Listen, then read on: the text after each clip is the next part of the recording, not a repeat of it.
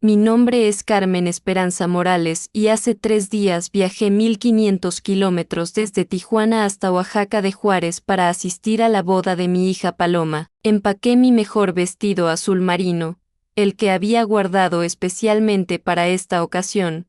Compré un regalo que me costó el sueldo de 2 semanas trabajando en la maquiladora, y tomé un autobús que tardó 20 horas en cruzar todo el país. Cuando llegué al Hotel Casa Oaxaca donde se celebraría la ceremonia, el coordinador del evento me miró con una expresión incómoda y me informó que mi nombre no aparecía en la lista de invitados. Paloma, mi única hija, la niña a quien crié sola después de que su padre nos abandonara cuando ella tenía 8 años, había decidido excluirme de su día más importante sin siquiera decírmelo directamente. Ahora estoy sentada en el lobby de este hotel colonial, observando a través de las ventanas de vidrio emplomado cómo los invitados llegan vestidos de gala para celebrar el matrimonio de mi hija con Roberto Sandoval, hijo de una familia acomodada de comerciantes oaxaqueños.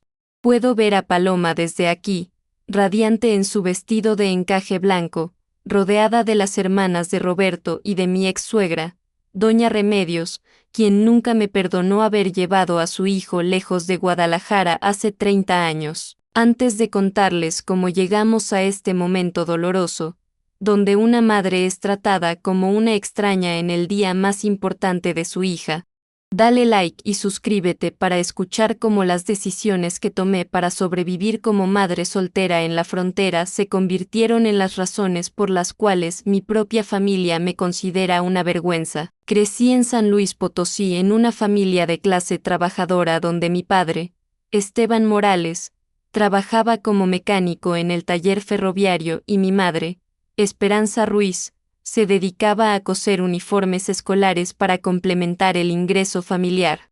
En nuestra casa de adobe de 3 habitaciones en la colonia Progreso, el dinero siempre era escaso, pero había reglas claras sobre lo que significaba ser una mujer respetable. Una mujer decente se casa joven, obedece a su esposo, y se dedica completamente a su familia, me explicaba mi madre mientras me enseñaba a bordar servilletas para mi futura casa. Los sueños y ambiciones personales eran lujos que no podíamos permitirnos. Lo importante era encontrar un buen hombre que pudiera mantenernos y darle estabilidad a nuestros hijos. Conocí a Alejandro Herrera durante una feria patronal en 1982. Yo tenía 18 años, él 25, y trabajaba como supervisor en una fábrica textil de Guadalajara. Era guapo, tenía trabajo estable, y sus padres poseían una pequeña tienda de abarrotes en el centro de la ciudad. Para mis padres, representaba exactamente el tipo de futuro seguro que habían soñado para mí. El noviazgo siguió todos los patrones tradicionales esperados. Alejandro visitaba nuestra casa los domingos por la tarde, conversaba con mi padre sobre béisbol y política, y me cortejaba bajo la supervisión constante de mi madre. Después de 8 meses, pidió mi mano siguiendo el protocolo apropiado, y nos casamos en una ceremonia modesta en la parroquia de San Sebastián. Los primeros años en Guadalajara fueron exactamente lo que se suponía que debían ser. Vivíamos en una casa pequeña pero limpia en la colonia americana, cerca de la tienda de mis suegros. Alejandro trabajaba turnos regulares, yo mantenía la casa impecable, y los domingos almorzábamos con doña Remedios y don Evaristo, quien me instruyó sobre mis responsabilidades como esposa de su hijo. Una buena esposa tiene la comida lista cuando su marido llega del trabajo, me explicaba doña Remedios mientras pelábamos chiles para la salsa. Mantiene la casa ordenada, administra el dinero que él le da para los gastos y nunca cuestiona sus decisiones. La familia es lo más importante, y el hombre es la cabeza de esa familia. Cuando quedé embarazada de Paloma en 1985, sentí que finalmente había cumplido con mi propósito principal como mujer. El embarazo transcurrió sin complicaciones, y cuando nació mi hija, experimenté una felicidad tan intensa que todo lo demás parecía secundario. Alejandro estaba orgulloso, doña Remedios se derretía con su primera nieta, y yo encontré un propósito que llenaba cada hora de mis días. Durante los primeros 8 años de vida de Paloma, nuestra familia funcionó según las expectativas tradicionales. Alejandro recibió promociones en la fábrica, ahorramos para comprar nuestra casa en una colonia más bonita, y Paloma creció rodeada del amor de ambos padres y abuelos. Los fines de semana visitábamos a mis padres en San Luis Potosí o recibíamos a la familia de Alejandro. Sin embargo, a mediados de los años 90, comenzaron a surgir grietas en la estabilidad que habíamos construido. La fábrica donde trabajaba Alejandro empezó a reducir personal debido a la competencia de productos importados más baratos. Su salario se redujo, las horas extras desaparecieron y la tensión financiera comenzó a afectar nuestro matrimonio. En lugar de hablar abiertamente sobre nuestros problemas económicos, Alejandro se volvió cada vez más callado y distante. Llegaba a casa del trabajo y se sentaba frente al televisor sin decir palabra, bebiendo cerveza hasta quedarse dormido en el sofá. Los domingos familiares se volvieron tensos, con conversaciones forzadas y silencios incómodos. Yo intenté compensar su retraimiento siendo aún más dedicada como esposa y madre. Preparaba sus comidas favoritas, mantenía la casa perfecta, y me aseguraba de que Paloma nunca sintiera la tensión que crecía entre nosotros. Cuando él llegaba tarde del trabajo, no hacía preguntas. Cuando empezó a salir con amigos los viernes por la noche, acepté sus explicaciones vagas. La verdad sobre lo que realmente estaba pasando llegó de manera brutal una tarde de marzo de 1993. Paloma estaba en la escuela cuando una mujer que no reconocí tocó a nuestra puerta. Era elegante, probablemente 5 años menor que yo, y vestía ropa que obviamente costaba más de lo que nosotros gastábamos en un mes. «Usted es Carmen, la esposa de Alejandro», me dijo sin preámbulos. «Necesitamos hablar sobre la situación».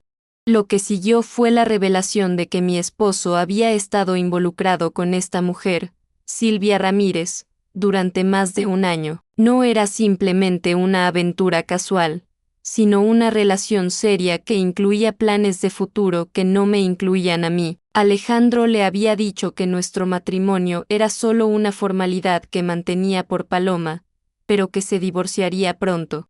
La información fue devastadora, pero lo que más me impactó fue descubrir que varios miembros de su familia ya sabían sobre Silvia. Doña Remedios, quien me había tratado como a una hija durante más de una década, había conocido a esta mujer y aparentemente aprobaba la relación, considerándola más apropiada para su hijo que yo. Cuando confronté a Alejandro esa noche, su reacción confirmó mis peores temores. No negó la relación ni expresó remordimiento.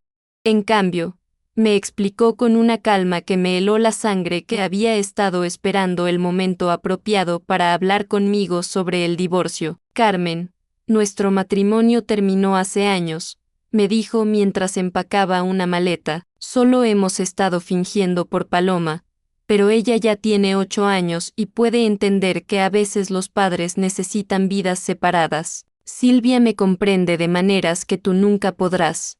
La conversación que siguió reveló resentimientos que él había estado guardando durante años. Mi dedicación al hogar y a Paloma, que yo había considerado virtudes, él las había interpretado como falta de ambición. Mi satisfacción con nuestra vida sencilla, él la veía como conformismo que lo limitaba. «Necesito una compañera que me desafíe intelectualmente, que comparta mis ambiciones profesionales», me explicó. «Silvia tiene su propio negocio, entiende el mundo empresarial, y puede apoyarme de maneras que van más allá de simplemente mantener una casa limpia». El divorcio se procesó rápidamente, con Alejandro mostrando una generosidad superficial en los términos financieros que no lograba ocultar su prisa por formalizar su nueva relación. Me concedió la casa, una pensión alimenticia modesta para Paloma, y se comprometió a cubrir sus gastos educativos hasta que cumpliera 18 años. Sin embargo, La realidad práctica de ser una madre soltera divorciada en Guadalajara en los años 90 presentaba desafíos que iban mucho más allá de los aspectos financieros. El estigma social era real y constante. Vecinos que antes me saludaban cordialmente ahora me miraban con una mezcla de lástima y desaprobación. Doña Remedios, quien había sido como una segunda madre para mí, dejó de visitarnos por completo. Cuando intenté mantener algún contacto para el bien de Paloma, me hizo claro que consideraba el fracaso del matrimonio como mi responsabilidad. Una buena esposa encuentra maneras de mantener a su familia unida, me dijo durante nuestra última conversación. Esta culpabilización me afectó profundamente, no solo por la pérdida de una relación que había valorado, sino porque sembró dudas sobre mis propias decisiones. Durante meses después del divorcio, me cuestioné constantemente si realmente había sido tan inadecuada como esposa como todos parecían sugerir. Paloma, por su parte, luchaba con su propia confusión y dolor. A los 8 años, no podía entender completamente por qué su padre ya no vivía con nosotras, porque las visitas familiares habían terminado, o por qué algunos de sus compañeros de clase habían comenzado a tratarla de manera diferente. Durante el primer año después del divorcio, intenté mantener algún tipo de normalidad en nuestras vidas. Continué con las rutinas familiares que podía sostener sola, traté de mantener contacto con amigos que no habían tomado lados en la separación, y me enfoqué en crear estabilidad para Paloma dentro de nuestras circunstancias cambiadas. Sin embargo, se hizo evidente gradualmente que nuestro futuro en Guadalajara estaría siempre limitado por las circunstancias de nuestro pasado. Las oportunidades de trabajo para una mujer divorciada de 30 años con educación secundaria eran escasas y mal pagadas. Los trabajos disponibles secretaria, vendedora, empleada doméstica ofrecían salarios que apenas cubrían nuestros gastos básicos. Más problemático aún era el ambiente social que rodeaba a Paloma. Como hija de padres divorciados, enfrentaba sutiles pero constantes recordatorios de que su familia era diferente, incompleta. Maestros bien intencionados hacían comentarios sobre la importancia de las figuras paternas. Compañeros de clase repetían observaciones que habían escuchado en casa sobre familias rotas. Fue durante este periodo de incertidumbre que una prima lejana, Esperanza Villarreal, me contactó desde Tijuana con una propuesta que cambiaría completamente el curso de nuestras vidas. Esperanza trabajaba como supervisora en una maquiladora que fabricaba componentes electrónicos para exportación a Estados Unidos. La industria maquiladora estaba creciendo rápidamente a lo largo de la frontera norte. Carmen, aquí hay oportunidades reales para mujeres trabajadoras, me explicó durante una llamada telefónica que duró más de 1 hora. Los salarios son mejores, hay programas de capacitación, y nadie te pregunta sobre tu estado civil o tu historia personal. Es una oportunidad de empezar de nuevo. La propuesta era tentadora pero también aterradora. Mudarme a Tijuana significaría dejar todo lo familiar, alejar a Paloma de su padre y familia paterna, y aventurarnos en una ciudad fronteriza con reputación de ser difícil y peligrosa. Sin embargo, también representaba la posibilidad de independencia económica. Después de semanas de deliberación y varias conversaciones difíciles con Paloma sobre lo que significaría este cambio, tomé la decisión de aceptar la oferta de trabajo. En agosto de 1994, empacamos nuestras pertenencias más importantes y viajamos hacia el norte, hacia una nueva vida que esperaba nos daría las oportunidades que Guadalajara ya no podía ofrecer. El viaje a Tijuana fue largo y silencioso. Paloma, ahora de 9 años, miraba por la ventana del autobús con una expresión pensativa que revelaba que entendía la magnitud de lo que estábamos dejando atrás. Cuando cruzamos los límites del estado de Jalisco, se volvió hacia mí con lágrimas en los ojos. «Mami, ¿vamos a volver alguna vez?», preguntó. «No lo sé, mija», le respondí honestamente, «pero vamos a construir algo bueno donde vamos». Tijuana en 1994 era una ciudad de contrastes extremos y crecimiento acelerado. La industria maquiladora había atraído a miles de familias de todo México, creando una metrópoli diversa pero también caótica donde las oportunidades económicas coexistían con desafíos sociales significativos. Esperanza nos ayudó a encontrar una casa pequeña pero decente en la colonia Libertad, un vecindario de clase trabajadora habitado principalmente por familias que, como nosotras, habían migrado desde otras partes del país para trabajar en las maquiladoras. La casa tenía 2 recámaras pequeñas, una cocina básica, y estaba en una zona segura cerca de una escuela primaria con buena reputación. Mi trabajo en Electrónicos del Norte comenzó inmediatamente. La fábrica producía arneses de cables para la industria automotriz estadounidense, y mi posición inicial fue en la línea de ensamblaje, trabajo que requería precisión y velocidad pero no experiencia previa. El salario era efectivamente superior a cualquier cosa que hubiera podido ganar en Guadalajara.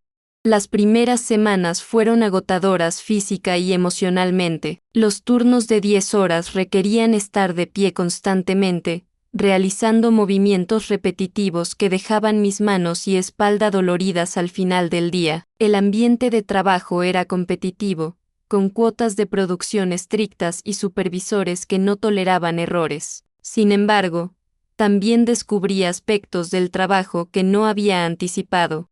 Mis compañeras de trabajo provenían de toda la República y compartían historias similares de reinvención y supervivencia. María Elena había llegado desde Michoacán después de que su esposo muriera en un accidente. Rosa había escapado de una relación abusiva en Chihuahua. Patricia había sido maestra rural en Oaxaca, pero ganaba 3 veces más en la maquiladora. Estas mujeres se convirtieron en mi primera comunidad real en Tijuana, un grupo de apoyo que entendía los desafíos específicos de mantener familias como madres solteras en una ciudad donde todo costaba más pero también había más oportunidades. Durante los descansos del almuerzo compartíamos comida casera, consejos sobre dónde encontrar productos más baratos y estrategias para lidiar con las demandas del trabajo.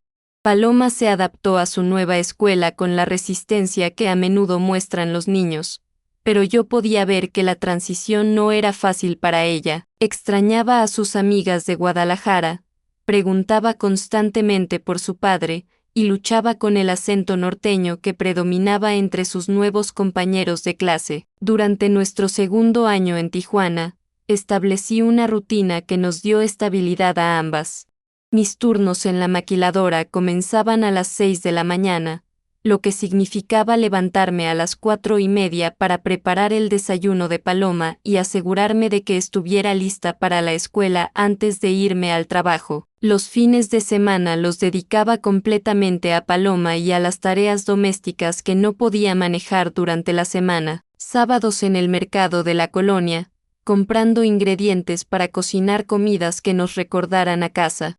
Domingos en el parque o ocasionalmente en la playa de Rosarito, actividades gratuitas que nos permitían pasar tiempo juntas. Después de 18 meses en la línea de ensamblaje, mi supervisora, Leticia Moreno, me recomendó para un programa de capacitación en control de calidad. El programa duró 3 meses, incluyendo clases nocturnas sobre procedimientos de inspección, documentación de defectos y comunicación con clientes estadounidenses. Al completar la capacitación, fui promovida a inspectora de calidad con un aumento salarial del 30%. Esta promoción representó mucho más que un mejor salario. Me dio autoridad dentro de la fábrica, reconocimiento por mis capacidades y acceso a oportunidades adicionales de desarrollo profesional. Por primera vez desde mi divorcio, sentí que tenía control sobre mi destino profesional y la capacidad de construir una carrera en lugar de simplemente sobrevivir día a día. El trabajo en control de calidad también me expuso a aspectos más técnicos de la manufactura que despertaron mi interés en aprender más sobre procesos industriales y gestión de operaciones. Comencé a estudiar inglés en clases nocturnas, reconociendo que el dominio del idioma abriría aún más oportunidades en una ciudad fronteriza. Paloma, ahora de 11 años, comenzó a mostrar signos de orgullo por los logros profesionales de su madre. Cuando sus maestros preguntaban sobre el trabajo de sus padres, ella mencionaba con entusiasmo que su mamá era inspectora de calidad en una fábrica importante. El estigma de ser hija de una madre soltera divorciada parecía menos relevante en Tijuana. Sin embargo, nuestro progreso en Tijuana creó una distancia creciente con la familia que habíamos dejado en Guadalajara. Las llamadas telefónicas con mis padres se volvieron tensas, con mi madre expresando constantemente preocupación por nuestra seguridad en la frontera, y mi padre cuestionando si había sido prudente alejar a Paloma de su padre. Mija, una mujer de tu edad todavía puede encontrar un buen hombre que la cuide, me decía mi madre durante nuestras conversaciones telefónicas dominicales. En esa ciudad tan peligrosa, necesitas la protección de un esposo. ¿Para qué sirve ganar más dinero si pierdes la oportunidad de formar una familia completa? Estas conversaciones revelaban una brecha fundamental entre mi nueva perspectiva sobre la independencia femenina y los valores tradicionales que había absorbido durante mi crianza. En Tijuana, rodeada de mujeres que mantenían a sus familias y construían carreras por necesidad y elección, mi capacidad de sostener a Paloma sola había comenzado a sentirse como un logro.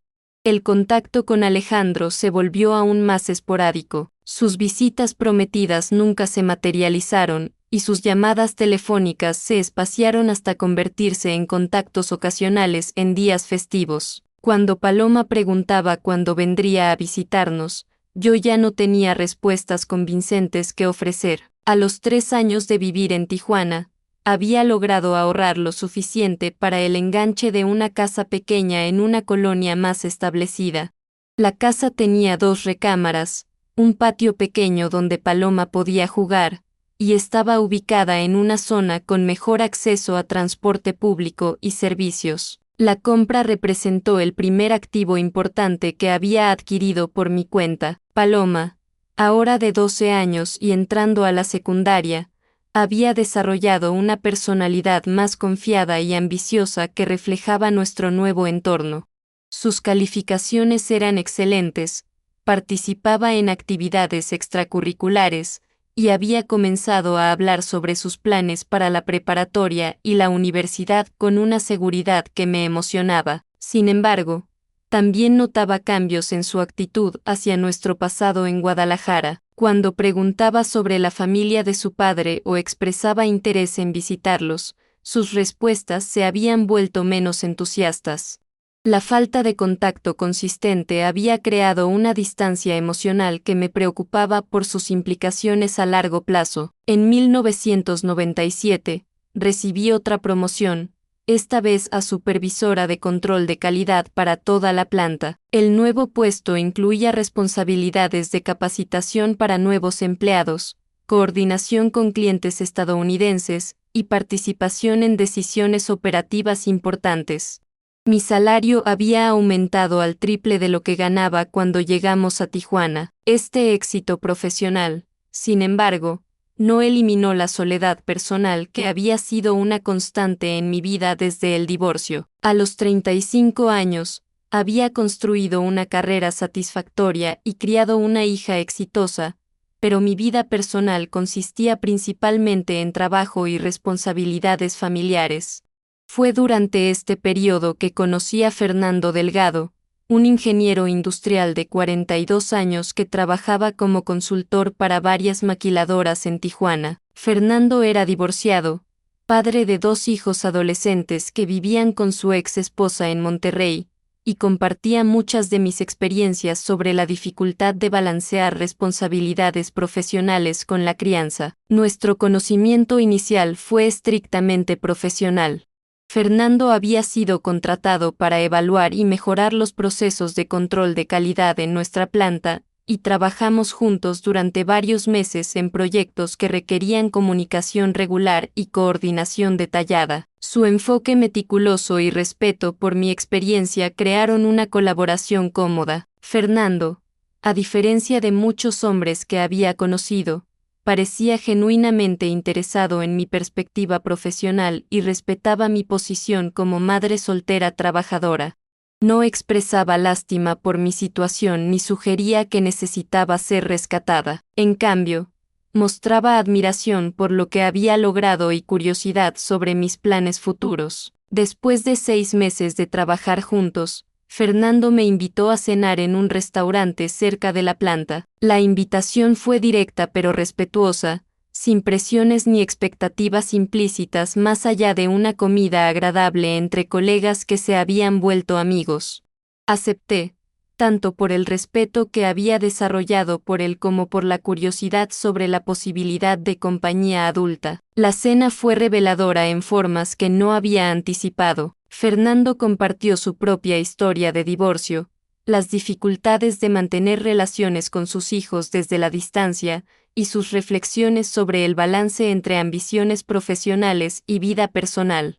Sus experiencias resonaron con las mías de maneras que me hicieron sentir comprendida en un nivel que había extrañado. Cuando mencioné a Paloma y mi preocupación sobre cómo una nueva relación podría afectar nuestra dinámica familiar, Fernando expresó entendimiento completo de mis prioridades. Había navegado la misma situación con sus propios hijos y respetaba completamente que cualquier relación tendría que desarrollarse considerando las necesidades de nuestros respectivos hijos.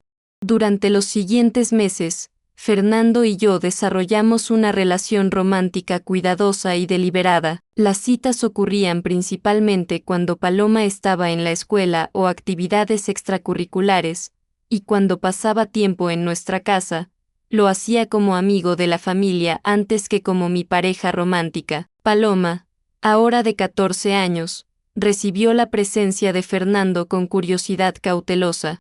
No expresó oposición directa, pero hizo preguntas detalladas sobre sus intenciones y permanencia en nuestras vidas. Sus preocupaciones reflejaban tanto madurez emocional como el temor comprensible de otra disrupción en su estabilidad familiar. ¿Vas a casarte con él, mami?, me preguntó una tarde después de que Fernando había cenado con nosotras. ¿Y si no funciona como con mi papá? La pregunta reveló que, a pesar de los años que habían pasado desde el divorcio, Paloma seguía cargando inseguridades sobre la estabilidad de las relaciones adultas. Su preocupación era válida y merecía una respuesta honesta que reconociera tanto las posibilidades como las incertidumbres de cualquier relación. No lo sé todavía, mija, le respondí. Pero si alguna vez decido casarme de nuevo, será solo si estoy completamente segura de que va a ser bueno para las dos. Tú eres mi prioridad, y eso nunca va a cambiar. Esta conversación estableció un patrón de comunicación abierta sobre Fernando que continuó durante los 2 años siguientes de nuestra relación. Paloma se sentía libre de expresar sus observaciones y preocupaciones, mientras yo mantenía transparencia sobre mis sentimientos y planes sin pedirle que asumiera responsabilidad por mis decisiones adultas. Fernando demostró consistentemente respeto por nuestras rutinas familiares y la autoridad que yo tenía como madre de Paloma. Nunca intentó disciplinarla o dar consejos no solicitados sobre su educación, pero gradualmente desarrolló una relación afectuosa con ella basada en intereses compartidos como la música y el básquetbol. En 1999, después de 2 años de relación, Fernando me propuso matrimonio durante un fin de semana en Puerto Peñasco. La propuesta fue reflexiva y práctica, reconociendo las complejidades de combinar 2 familias ya establecidas y la necesidad de planificación cuidadosa para asegurar que todos los hijos involucrados se sintieran seguros. La decisión de aceptar no fue automática. A los 37 años, había construido una vida independiente que funcionaba bien para Paloma y para mí. El matrimonio significaría cambios en nuestra dinámica familiar, consideraciones financieras complejas y la integración de sus hijos durante sus visitas desde Monterrey. Sin embargo, también representaba la posibilidad de compañía, apoyo mutuo y el ejemplo para Paloma de una relación adulta saludable e igualitaria. Después de varias conversaciones familiares y algún counseling prematrimonial que Fernando sugirió, decidimos casarnos en una ceremonia pequeña en el Juzgado Civil de Tijuana en abril del 2000. Solo asistieron Paloma, los hermanos de Fernando, Esperanza y algunas compañeras cercanas de trabajo. Fue una celebración sencilla pero significativa que reflejaba nuestros valores prácticos y el respeto mutuo que había caracterizado nuestra relación. La boda marcó el comienzo de una nueva etapa en nuestras vidas. El matrimonio con Fernando trajo estabilidad emocional y económica adicional a nuestras vidas, pero también reveló las tensiones persistentes con mi familia de origen. Cuando informé a mis padres sobre la boda, su reacción fue una mezcla de alivio porque finalmente había encontrado un esposo y decepción porque la ceremonia había ocurrido sin su presencia. «Por fin has sentado cabeza», comentó mi madre durante nuestra llamada telefónica después de la boda, aunque me hubiera gustado conocer a Fernando antes de que se casaran. ¿Por qué tanta prisa? ¿Qué va a pensar la gente? La preocupación por las apariencias y el protocolo social continuaba definiendo las perspectivas de mis padres, incluso cuando las circunstancias prácticas habían hecho imposible seguir las tradiciones familiares esperadas. La distancia geográfica, nuestras responsabilidades laborales y la realidad económica de organizar una boda grande habían dictado nuestras decisiones. Alejandro, por su parte, prácticamente había desaparecido de nuestras vidas para este punto. Sus llamadas telefónicas a Paloma se habían espaciado hasta volverse ausentes por completo. Cuando intenté contactarlo para informarle sobre mi segundo matrimonio y pedirle que actualizara sus contribuciones de manutención infantil, descubrí que había cambiado de trabajo y se había mudado sin proporcionar información de contacto actualizada. Esta ausencia completa de Alejandro creó una situación compleja para Paloma, quien ahora tenía 16 años y enfrentaba decisiones importantes sobre su educación universitaria. Fernando había expresado disposición de apoyar sus estudios, pero legalmente no tenía obligación de hacerlo, y yo quería asegurarme de que Alejandro cumpliera con sus responsabilidades. Los intentos de localizar a Alejandro a través de contactos en Guadalajara revelaron que se había mudado a Ciudad de México con Silvia, quien había establecido un negocio de importación exitoso. Según la información que pude obtener, vivían en una zona residencial exclusiva y aparentemente habían construido una vida próspera que no incluía contacto regular con su hija. «Mami, ya no importa lo que haga mi papá», me dijo Paloma cuando le conté sobre mis esfuerzos para encontrarlo. «Fernando ha sido más padre para mí en estos 2 años que él en toda mi vida. Si no quiere ser parte de mi futuro, es su pérdida». La madurez de Paloma ante la ausencia de su padre era tanto admirable como desgarradora. A los 16 años, había desarrollado resistencia e independencia que la servirían bien en su vida adulta, pero también había perdido la inocencia de esperar apoyo incondicional de ambos padres biológicos. Durante sus años de preparatoria, Paloma demostró excelencia académica que la posicionó para aplicar a universidades competitivas tanto en México como en Estados Unidos. Sus calificaciones, participación en actividades extracurriculares y bilingüismo fluente la convertían en candidata atractiva para programas de beca que podrían hacer posible una educación universitaria de alta calidad. Fernando apoyó activamente sus ambiciones académicas, ayudándola con aplicaciones, llevándola a visitar campus universitarios y proporcionando orientación sobre trayectorias profesionales en ingeniería y negocios que combinaran sus fortalezas en matemáticas y comunicación. Su participación como padrastro había evolucionado naturalmente hacia una relación genuina de mentoría y afecto mutuo. En el 2003, Paloma fue aceptada con beca parcial en la Universidad Autónoma de Baja California para estudiar ingeniería industrial, la misma especialidad que Fernando. La decisión de quedarse en Tijuana para la universidad reflejaba tanto consideraciones prácticas como su apego a la vida que habíamos construido juntas en la frontera.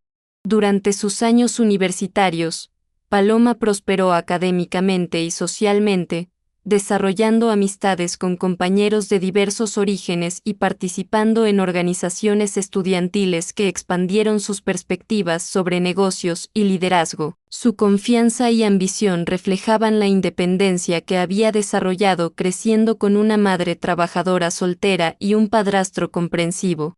Sin embargo, también comenzó a expresar curiosidad renovada sobre su familia extendida en Guadalajara, particularmente sobre doña Remedios y sus primas paternas con quienes había perdido contacto. Internet y redes sociales habían hecho posible investigación básica sobre sus parientes, y ocasionalmente mencionaba información que había encontrado sobre bodas, graduaciones, y otros eventos familiares de los cuales habíamos sido excluidas. ¿Crees que la abuela Remedios se acuerde de mí?, me preguntó una tarde mientras navegaba fotos en Facebook de una prima que se había casado recientemente. Mira, aquí está toda la familia en la boda. ¿No te da curiosidad saber cómo están? Sus preguntas sobre la familia extendida me llenaban de emociones complejas. Parte de mí quería protegerla de un posible rechazo o decepción, pero también reconocía que tenía derecho a explorar esas conexiones si decidía hacerlo. La familia de Alejandro había elegido cortar contacto con nosotras, pero eso no significaba que Paloma no pudiera intentar restablecer relaciones como adulta. En el 2006, durante su último año de universidad, Paloma tomó la iniciativa de contactar a doña Remedios directamente a través de email.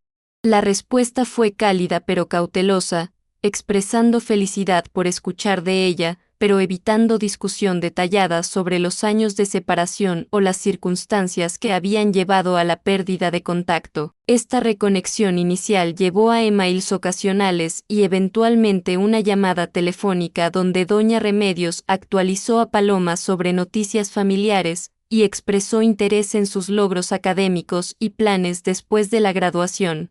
Sin embargo, también quedó claro que había límites a cuanto podía compartir sobre Alejandro o Silvia, y que mantener contacto requeriría navegar dinámicas familiares complejas que Paloma no entendía completamente. Después de graduarse con honores en ingeniería industrial, Paloma recibió una oferta de trabajo de una empresa multinacional con oficinas en Guadalajara. La oportunidad era profesionalmente atractiva, ofreciendo mejor salario y perspectivas de crecimiento profesional que la mayoría de posiciones disponibles en Tijuana. Sin embargo, también representaba la oportunidad de reconectarse físicamente con la familia de su padre después de más de una década de separación. La decisión de aceptar el trabajo en Guadalajara fue difícil para ambas.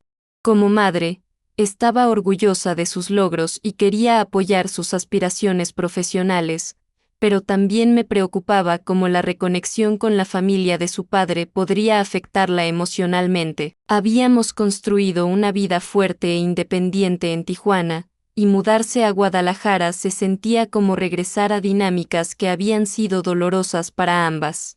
Paloma, ahora de 22 años, abordó la decisión con la mentalidad práctica que había caracterizado su enfoque a los desafíos durante toda su adolescencia. Investigó la empresa a fondo, negoció su paquete salarial, e hizo planes para vivir independientemente que no requerirían apoyo financiero de mí o de la familia de su padre. Mami, necesito hacer esto, me explicó mientras discutíamos su decisión, no solo por el trabajo, sino para entender esa parte de mi historia. He vivido con preguntas sobre por qué mi papá nos abandonó y por qué su familia cortó contacto. Tal vez es tiempo de obtener algunas respuestas. En agosto del 2007, Fernando y yo ayudamos a Paloma a mudarse a Guadalajara, cargando sus pertenencias en nuestra camioneta y manejando la ruta familiar que yo había viajado en dirección opuesta más de una década antes. El viaje fue emocional para mí, regresando a la ciudad donde había estado casada, divorciada, y había experimentado tanto felicidad como profunda decepción. El apartamento de Paloma estaba en un complejo moderno en una zona profesional de la ciudad, bastante diferente de los vecindarios tradicionales donde yo había vivido durante mi matrimonio con Alejandro. Su independencia y estabilidad financiera eran evidentes en su elección de ubicación y amenidades, reflejando la confianza que había desarrollado creciendo en un hogar donde los logros profesionales de las mujeres eran valorados y esperados. Durante sus primeros meses en Guadalajara, Paloma gradualmente reestableció contacto con varios miembros de la familia de su padre. Doña Remedios, ahora en sus 70, parecía genuinamente feliz de tener a su nieta cerca, pero sus interacciones permanecían algo formales y cuidadosas, evitando discusión de los temas controversiales que habían llevado a años de separación. Paloma también conoció a algunos de sus primos, particularmente Roberto, el sobrino de Alejandro, quien trabajaba en el negocio familiar expandido de importación de alimentos especializados de varias regiones de México. Roberto tenía casi la edad de Paloma, recién graduado de la escuela de negocios, y parecía genuinamente interesado en desarrollar una amistad que no estuviera complicada por la historia familiar que había creado distancia entre diferentes ramas. A través de Roberto, Paloma aprendió más sobre lo que había pasado con Alejandro y Silvia después de su mudanza a Ciudad de México. Su negocio de importación había sido exitoso inicialmente, pero las crisis económicas y la competencia de empresas más grandes habían llevado a dificultades financieras. Eventualmente se habían divorciado, y Alejandro había regresado a Guadalajara trabajando varios empleos de ventas que no proporcionaban la estabilidad o prestigio que una vez había disfrutado. Esta información sobre las luchas de su padre creó emociones complejas para Paloma. Parte de ella se sintió reivindicada de que su abandono de nuestra familia no hubiera llevado a la felicidad y éxito que había anticipado, pero también experimentó tristeza sobre sus aparentes decepciones profesionales y personales, y curiosidad sobre si estaría abierto a restablecer contacto después de tantos años. Roberto alentó esta curiosidad, sugiriendo que había pasado suficiente tiempo para que la reconciliación familiar fuera posible. Ofreció facilitar un encuentro entre Paloma y Alejandro, enmarcándolo como una oportunidad para sanación y cierre que podría beneficiar a todos los involucrados. En el 2008, aproximadamente un año después de mudarse a Guadalajara, Paloma tuvo su primer encuentro cara a cara con Alejandro en casi 15 años. El encuentro tuvo lugar en un lugar neutral, un café en el centro histórico, con Roberto presente para proporcionar apoyo emocional y ayudar a navegar conversación potencialmente difícil. Según el relato de Paloma del encuentro, Alejandro expresó remordimiento genuino sobre su ausencia de su vida y orgullo en sus logros académicos y profesionales. Explicó sus fallas para mantener contacto como resultado de sus propias luchas emocionales e inestabilidad financiera más que falta de cuidado por su bienestar. La conversación fue emocional para ambos, pero terminó con acuerdo tentativo para gradualmente reconstruir su relación. Durante los siguientes meses, Paloma y Alejandro comenzaron a reunirse regularmente, inicialmente con la facilitación de Roberto y eventualmente independientemente. Alejandro compartió detalles sobre su vida después del divorcio, incluyendo sus fallas de negocio, segundo divorcio, y luchas laborales actuales. Paloma le contó sobre su educación en Tijuana, la influencia positiva de Fernando en su vida y sus aspiraciones profesionales. Estas conversaciones aparentemente llevaron a Alejandro a expresar interés en conocer a Fernando y a mí, reconociendo que habíamos proporcionado la estabilidad y apoyo que él había fallado en ofrecer. Sin embargo, cuando Paloma mencionó esta posibilidad durante una de nuestras llamadas telefónicas regulares, mi reacción fue decididamente poco entusiasta. Había pasado 15 años construyendo una vida que no dependía de la aprobación o participación de Alejandro. La idea de reabrir comunicación con alguien que nos había abandonado durante nuestro periodo más vulnerable, solo para regresar cuando Paloma ya estaba establecida como adulta exitosa, se sentía tanto innecesaria como potencialmente disruptiva para la paz que habíamos logrado. Paloma, entiendo que quieres explorar esta relación con tu padre, le dije cuidadosamente, pero no estoy lista para ese nivel de contacto. Tal vez algún día, pero ahora mismo necesito proteger la estabilidad que Fernando y yo hemos construido juntos. Este límite que establecí creó cierta tensión entre Paloma y yo por primera vez en nuestra relación adulta. Ella sentía que mi reluctancia a involucrarme con Alejandro estaba previniendo sanación familiar completa, mientras yo me preocupaba de que su ajernes para reconciliación la estuviera haciendo vulnerable a decepción de alguien que había probado ser poco confiable en el pasado. En el 2011, Paloma anunció su compromiso con Roberto, el primo que había facilitado su reconexión con Alejandro y se había convertido en su pareja romántica durante sus años en Guadalajara. Las noticias fueron tanto alegres como complicadas para mí. Estaba genuinamente feliz por su felicidad personal y la sociedad profesional que estaban desarrollando en el negocio familiar de él, pero también preocupada sobre cómo el matrimonio en la familia extendida de Alejandro podría complicar aún más nuestra propia relación. Roberto parecía un genuino buen compañero para Paloma.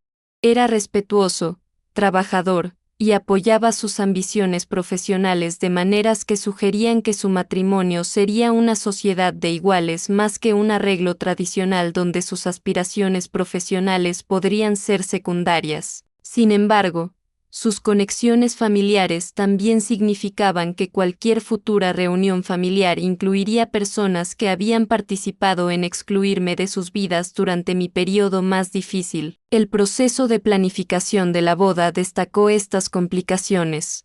Paloma quería una ceremonia tradicional en Guadalajara que incluyera a ambos lados de su familia, pero la logística de tal evento requería navegar relaciones y expectativas que habían estado sin resolver por más de 15 años. La familia de Roberto tenía recursos para contribuir significativamente a la celebración, mientras Fernando y yo estábamos cómodos financieramente pero no lo suficientemente ricos para igualar planificación elaborada. Más desafiante era la pregunta del papel de Alejandro en la boda. Como padre de Paloma, tradicionalmente él la llevaría del brazo y jugaría un papel prominente en la ceremonia. Sin embargo, Fernando había sido la figura paterna consistente durante sus años formativos y había contribuido a su educación y desarrollo de maneras que Alejandro no había hecho. Paloma quería honrar ambas relaciones, pero hacerlo requería negociación delicada sobre papeles y reconocimiento. En medio de estas discusiones de planificación, Paloma sugirió que la boda podría ser una oportunidad para la reconciliación familiar completa que había estado esperando. Visionó una celebración donde todos los adultos pudieran dejar a un lado quejas pasadas y enfocarse en apoyar su felicidad en su nuevo matrimonio. La sugerencia era bien intencionada, pero reveló su continua subestimación de la profundidad y complejidad del trabajo emocional requerido para tal reconciliación.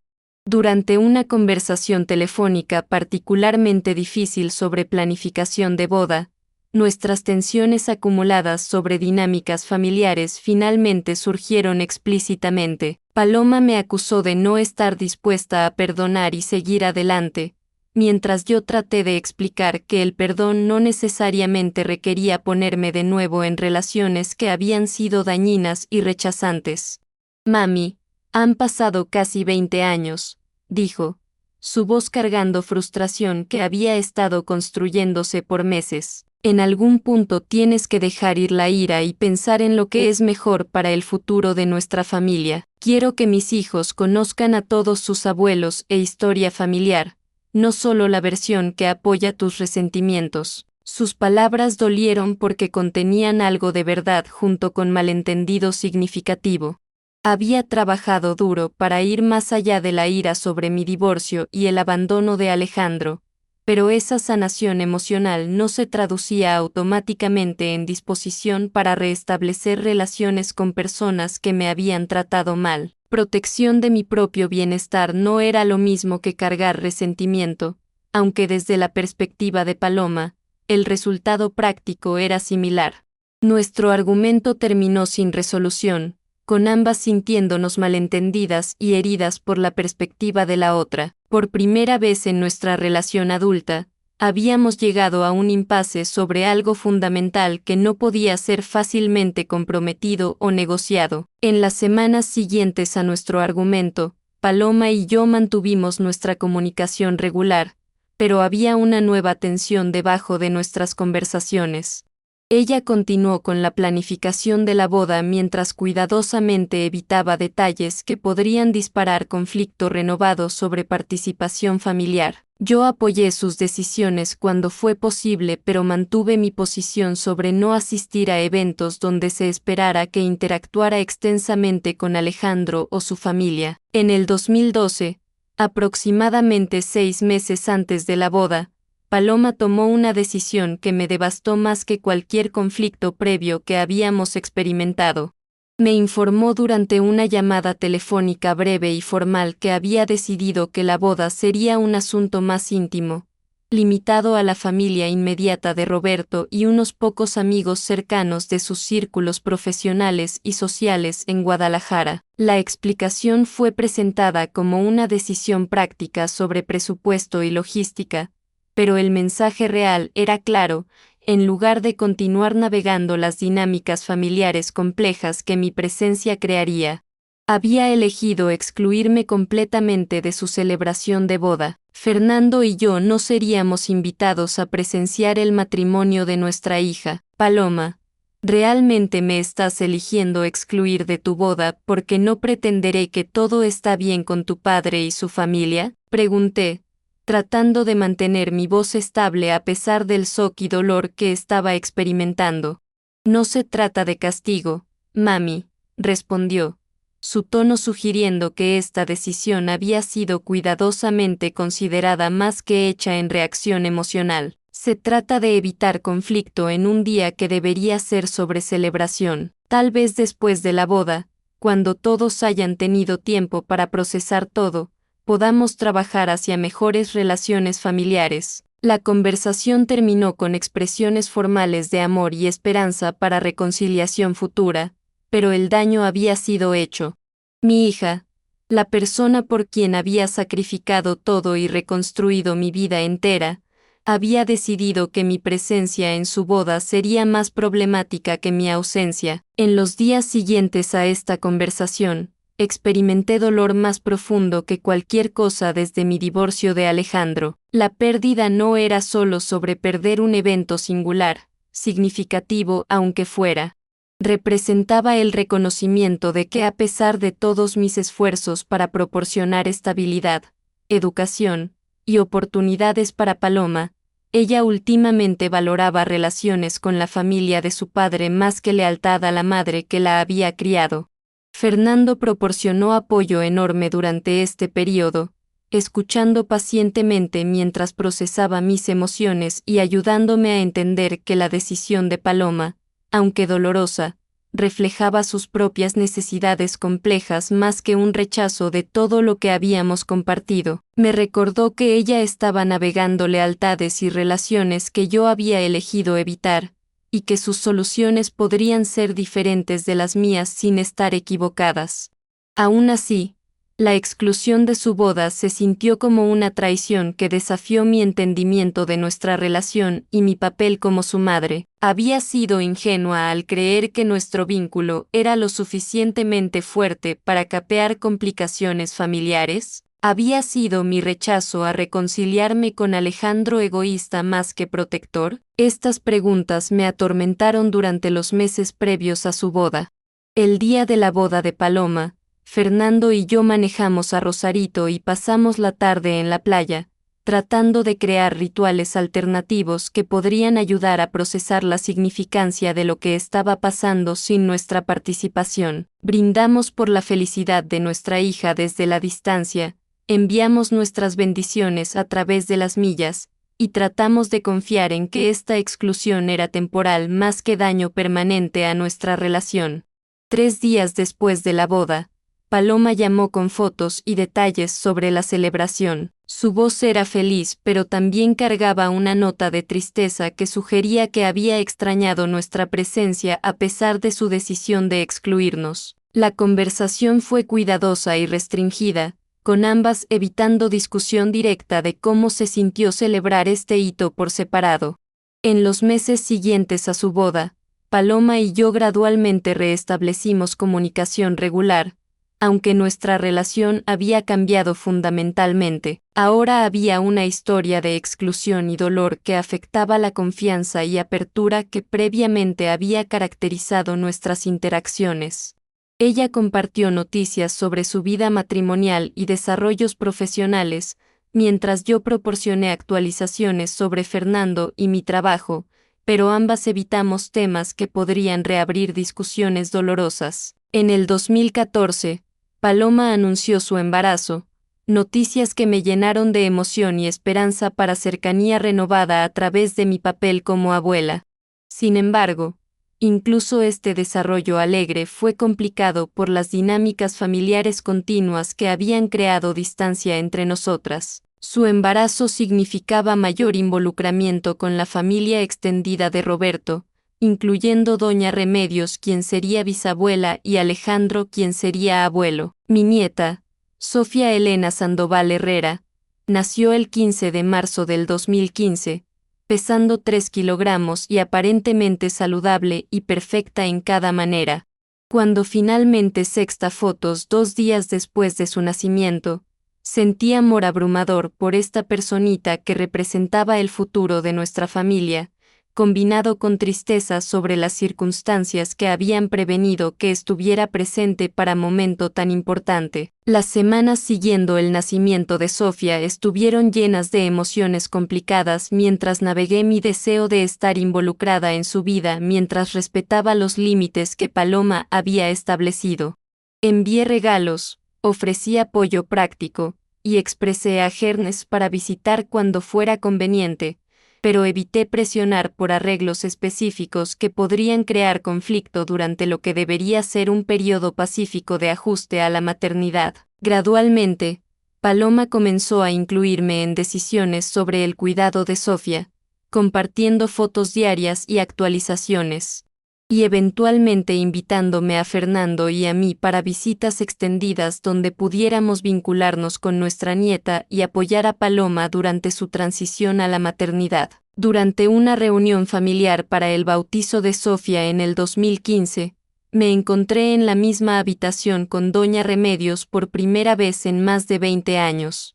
Era ahora una mujer anciana en sus 80, más frágil de lo que recordaba, pero aún cargando con la dignidad y autoridad que la había caracterizado cuando era mi suegra. Nuestra interacción fue limitada a saludos corteses y breve conversación sobre Sofía, cuidadosamente evitando cualquier referencia a nuestra historia compartida o las circunstancias que habían llevado a nuestras décadas de separación.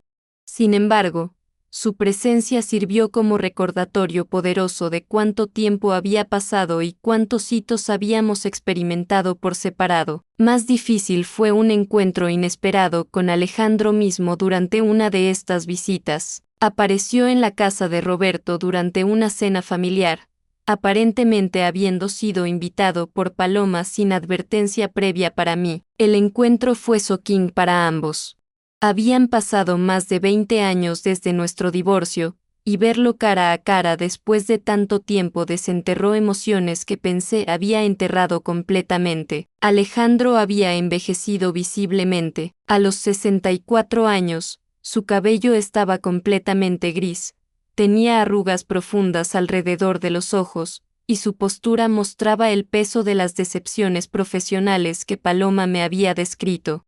Sin embargo, cuando me vio, su expresión se iluminó con una sonrisa que me transportó inmediatamente a nuestros primeros años de matrimonio. «Carmen, qué gusto verte», dijo acercándose para saludarme con la familiaridad de alguien que había compartido una vida conmigo. «Te ves muy bien. Paloma me ha contado todo sobre tu éxito en Tijuana y sobre Fernando. Me da mucho gusto saber que has sido feliz». Su tono era genuinamente cálido, sin rastro de la frialdad o culpabilización que había caracterizado nuestras últimas interacciones antes del divorcio. Sin embargo, su familiaridad me incomodó profundamente. Después de abandonarnos completamente durante los años más difíciles de nuestras vidas, Ahora actuaba como si fuéramos viejos amigos que simplemente habían perdido contacto. Hola, Alejandro, respondí manteniendo mi voz neutra y mi distancia física. Gracias. Durante la cena que siguió, observé las interacciones entre Alejandro y Paloma con una mezcla de dolor y fascinación. Él la trataba con el afecto y orgullo de un padre que había estado presente durante toda su vida, comentando sobre sus logros profesionales, haciendo bromas sobre su personalidad, y mostrando conocimiento detallado sobre sus preferencias y opiniones actuales. Más doloroso aún fue observar cómo Alejandro interactuaba con Sofía, mi nieta de 8 meses.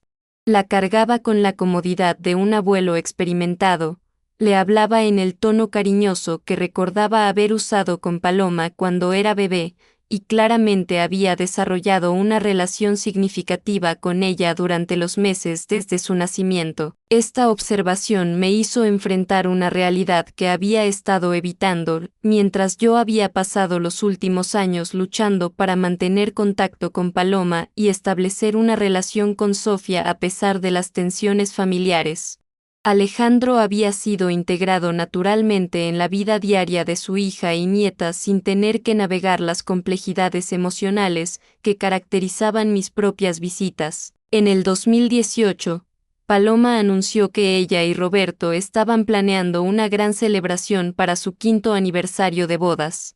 Esta vez, explicó, quería que fuera una renovación de votos que incluyera a Sofía como niña de las flores, y que sirviera como oportunidad para que toda la familia finalmente se reuniera en verdadera armonía. La ironía no se me escapó. Después de ser excluida de su boda original debido a las complicaciones familiares que mi presencia crearía, ahora estaba siendo invitada a una recreación de esa boda con la expectativa de que participara completamente en una celebración que incluiría a todas las personas que me habían rechazado cuando más necesitaba su apoyo. La fecha fue fijada para septiembre del 2018 en Oaxaca, y durante los meses de planificación que siguieron, quedó claro que esta celebración se había convertido, en la mente de Paloma, en la prueba definitiva de si nuestra familia podía funcionar como una unidad cohesiva. Cuando expresé reservas sobre el nivel de participación que esperaba, su decepción fue inmediata y profunda. Mami, esto es importante para mí, me dijo durante una conversación particularmente tensa. Necesito saber que apoyas mi matrimonio y mis esfuerzos para crear unidad en nuestra familia. Si no puedes hacer eso, entonces tal vez es mejor que no vengas en absoluto. Su ultimátum fue presentado como aliento para participación completa, pero el mensaje subyacente era claro: asistencia tibia sería peor que ausencia. Quería compromiso entusiasta o nada.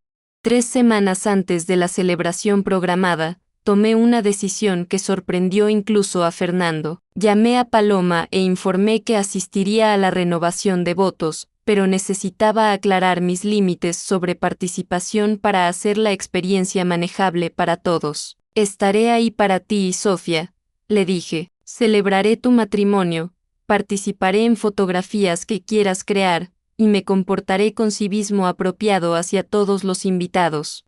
Sin embargo, necesito que entiendas que esto no significa que esté preparada para interacción social extensa con tu padre o declaraciones dramáticas de perdón y reconciliación. El alivio de Paloma era audible en su voz. Eso es todo lo que necesito, mami. Solo tu presencia y apoyo. El resto lo podemos resolver sobre la marcha.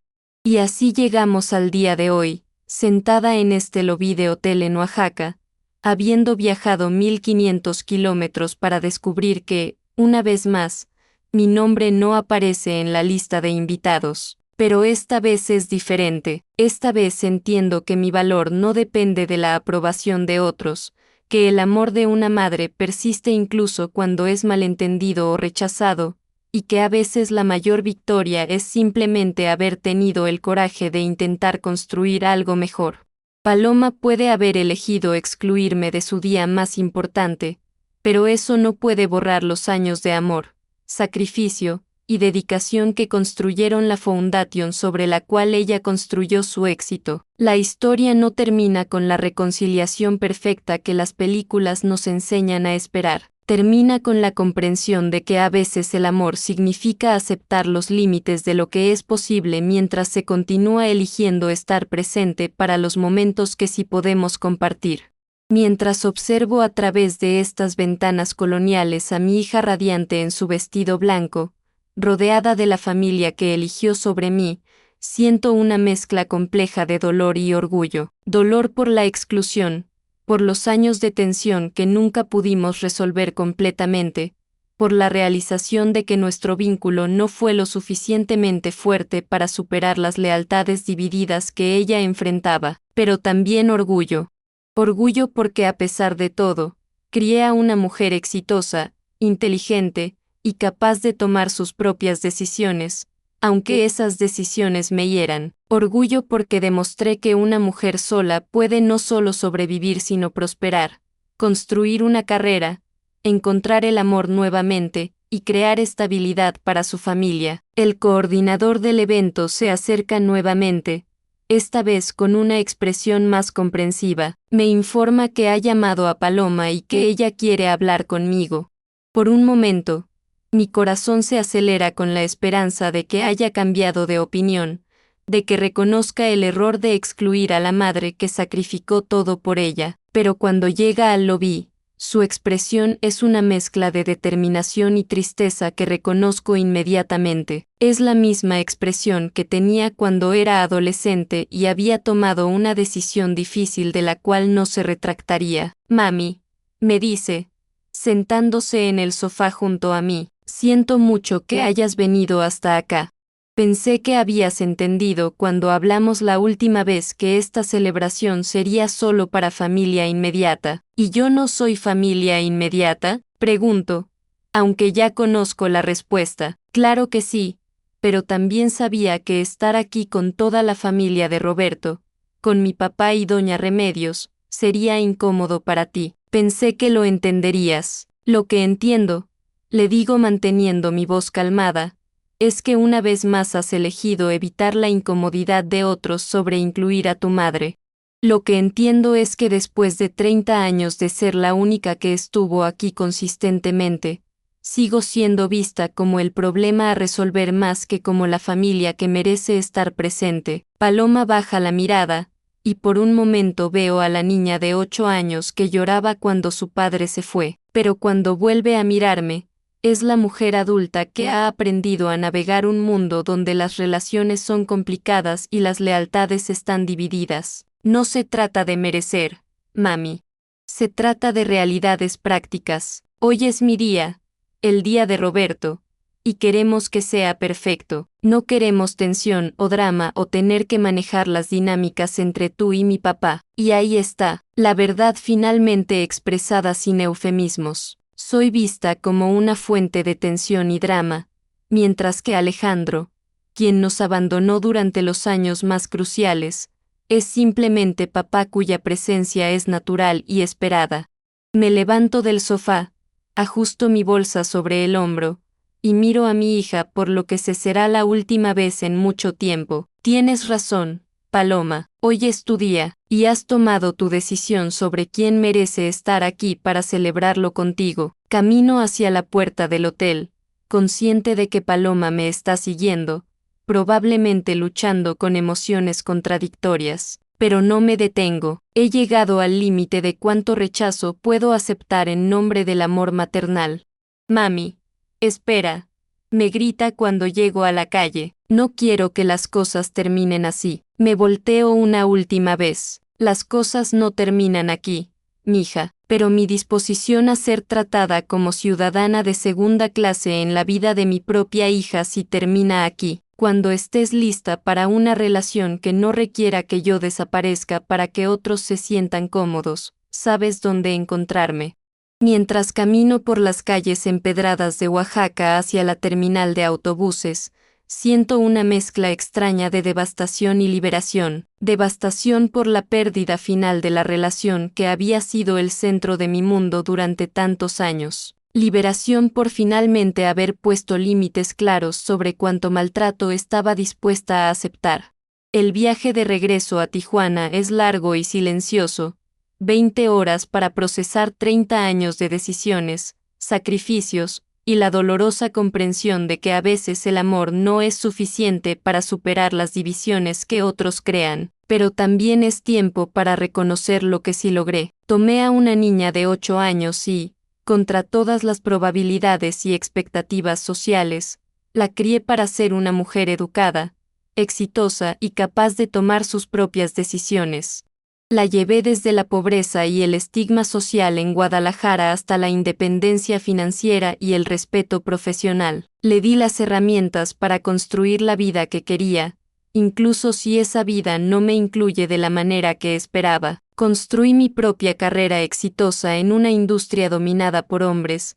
Demostré que una mujer divorciada puede prosperar independientemente, y encontré el amor verdadero con Fernando, quien me ve y valora por quien soy, no por mi capacidad de evitar conflicto o hacer que otros se sientan cómodos. Más importante aún, mantuve mi integridad y dignidad. No mendigo por aceptación, no sacrifiqué mis principios para obtener inclusión temporal, y no permití que el miedo al rechazo me impidiera establecer límites saludables. Cuando el autobús finalmente llega a Tijuana y veo a Fernando esperándome en la terminal, sé que estoy regresando a una vida que construí por mi cuenta, con mi propio valor, y con relaciones basadas en respeto mutuo más que en obligación familiar. Esa noche, mientras le cuento a Fernando sobre los eventos en Oaxaca, me hace una pregunta simple que resume todo. ¿Te arrepientes de haber ido? No. Le respondo sin vacilar. Necesitaba ver con mis propios ojos qué tipo de relación Paloma realmente quiere conmigo. Necesitaba saber si había espacio para mí en su vida de una manera que preserve mi dignidad. Ahora lo sé. ¿Y qué sabes? Que el amor verdadero a veces significa alejarse de relaciones que te disminuyen, incluso cuando esas relaciones involucran a las personas que más amas. Que mi valor como madre no se mide por mi disposición a aceptar migajas de afecto o inclusión condicional, y que después de 30 años de poner las necesidades de Paloma antes que las mías propias, es tiempo de vivir para mí. Los meses siguientes traen el silencio esperado. Paloma no llama, no escribe, no intenta explicar o justificar su decisión. Probablemente está esperando que yo sea la primera en extender la mano, que ofrezca disculpas por mi drama o que demuestre mi disposición a aceptar cualquier tipo de relación que esté dispuesta a ofrecer. Pero no lo hago. Por primera vez en mi vida adulta, permito que alguien más cargue el peso de la reconciliación. Si Paloma quiere una relación conmigo, tendrá que ser una donde mi presencia sea celebrada, no tolerada, donde mi historia sea honrada, no minimizada, donde mi papel como la madre que la crió sea reconocido, no eclipsado por el padre que regresó cuando le convino. 6 meses después de Oaxaca, recibo un paquete por correo. Dentro hay fotos de la renovación de votos, incluyendo varias de Sofía como niña de las flores, radiante en su vestido pequeño y claramente disfrutando ser el centro de atención. Hay también una carta de Paloma, la primera comunicación directa desde aquel día en el hotel. La carta es cuidadosamente redactada, llena de pero también de justificaciones. Explica nuevamente por qué sintió que mi exclusión era necesaria, describe lo hermosa que fue la ceremonia, y expresa esperanza de que podamos sanar nuestras diferencias y poner el pasado atrás para el bien de Sofía. Leo la carta varias veces, buscando cualquier reconocimiento del dolor que causó, cualquier comprensión de por qué sus decisiones fueron hirientes, cualquier indicación de que valora lo que yo aporto a su vida lo suficiente como para luchar por preservarlo. No encuentro nada de eso. En cambio, encuentro más de lo mismo, la expectativa de que yo debería estar agradecida por cualquier contacto que esté dispuesta a ofrecer, que debería ser comprensiva sobre las dinámicas familiares complejas que mi presencia crea, y que debería priorizar la comodidad de otros sobre mi propia dignidad. Guardo la carta en un cajón sin responder. No con ira, sino con la paz que viene de finalmente entender que algunas relaciones, sin importar cuánto amor las alimentó originalmente, no pueden sobrevivir a los patrones de falta de respeto y toma por sentado que se han solidificado durante años. 2 años después, en el 2020, recibo otra llamada, esta vez con noticias de que Sofía, ahora de 5 años, ha estado preguntando por mí. Paloma explica que ha estado mostrándole fotos y contándole historias sobre su abuela en Tijuana, y que Sofía quiere conocerme. Es una apertura, una oportunidad para reconexión basada en mi papel como abuela más que como madre herida, y por un momento, siento la tentación familiar de aceptar cualquier acceso a la vida de mi familia que se me ofrezca, pero también reconozco el patrón. Paloma está llegando a mí en sus términos, cuando me necesita para algo específico, sin abordar nunca las heridas subyacentes o cambiar las dinámicas fundamentales que crearon nuestra separación. Me gusta mucho conocer a Sofía cuando tú estés lista para una relación honesta conmigo, no solo cuando necesites algo que solo yo puedo proporcionar, le respondo. Cuando puedas reconocer el daño que causaron tus decisiones y estés dispuesta a construir algo nuevo basado en respeto mutuo, estaré aquí. La conversación termina en silencio, pero esta vez el silencio se siente diferente, se siente como el comienzo de algo nuevo, una posibilidad de que finalmente, después de todos estos años, Paloma pueda estar lista para examinar su parte en la destrucción de nuestra relación. Mientras tanto, continúo viviendo mi vida. Fernando y yo celebramos nuestro 20º aniversario de bodas con un viaje a Europa que habíamos estado planeando durante años.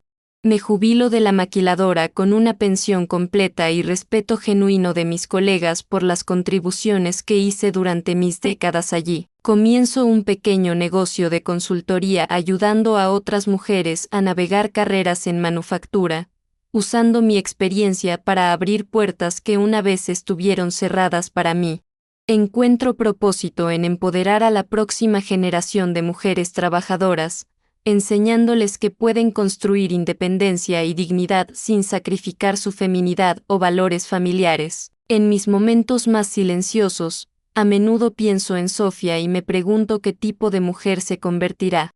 ¿Será como su madre, capaz pero atrapada entre lealtades divididas? ¿O encontrará una manera de honrar toda su historia familiar sin sacrificar partes de sí misma para hacer que otros se sientan cómodos? También pienso en las lecciones que mi propia historia podría enseñarle algún día, que una mujer puede empezar de nuevo sin importar cuán imposible parezca la situación, que el amor propio no es egoísmo sino supervivencia, que a veces la mayor demostración de amor es negarse a aceptar menos de lo que mereces. La historia de mi relación con Paloma no terminó como esperaba cuando era una joven madre soñando con el futuro de mi hija, pero terminó con mi integridad intacta, mi dignidad preservada, y la certeza de que hice todo lo que pude con las herramientas y comprensión que tenía en cada momento. Si Paloma alguna vez está lista para construir algo nuevo entre nosotras, algo basado en respeto mutuo y reconocimiento honesto del pasado, estaré aquí, pero ya no estaré esperando, no estaré mendigando, y definitivamente no estaré aceptando migajas cuando merezco un lugar completo en la mesa. Después de 60 años de vida, finalmente he aprendido que mi valor no se mide por mi disposición a soportar maltrato en nombre del amor. Se mide por mi capacidad de amar lo suficiente como para requerir que ese amor sea honrado, respetado y correspondido, y esa, al final, puede ser la lección más importante que puedo dejar para Sofía y para cualquier mujer que escuche mi historia, que merecemos amor que nos eleve, no que nos disminuya, que merecemos estar presentes en nuestras propias vidas como participantes valoradas, no como problemas a ser manejados. La mujer que una vez llamaron una carga se convirtió en su propia liberación, y en eso, al menos, encontré la paz que había estado buscando toda mi vida.